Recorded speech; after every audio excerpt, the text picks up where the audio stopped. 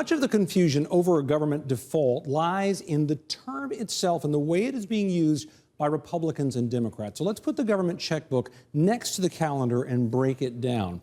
The Treasury Department says on October 17th, the government will no longer have enough maneuvering room to cover all of its bills without borrowing more money, to pay for the things to which we have already committed ourselves, interest we owe on money we have borrowed, Social Security, veterans benefits, food stamps, all these things over here in our checkbook. Democrats say we must pay all of this in full. So let me mark this as blue. They say you have to pay all of that in full. All of these checks have to go out on time, or the nation is in default, and many bad things may follow. That's more or less their definition of it.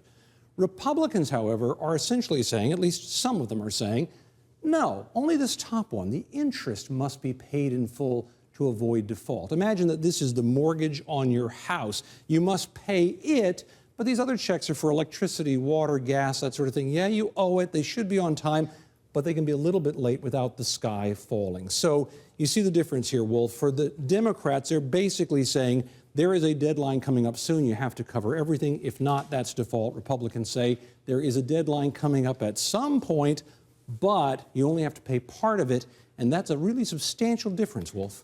But, Tom, isn't this a matter of semantics? Isn't the danger very real no matter which definition you choose? Yeah, most analysts say yes.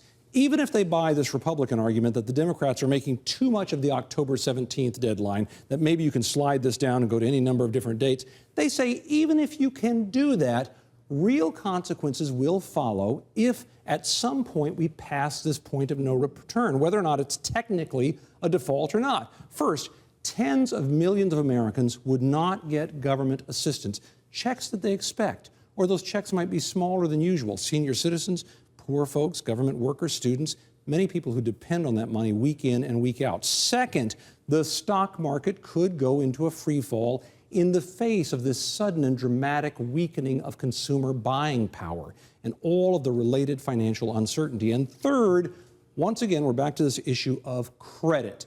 Those who loan money to America to run the government could pull back substantially, leaving the country not only largely broke, but also unable to borrow at any reasonable rate. And you are correct, Wolf.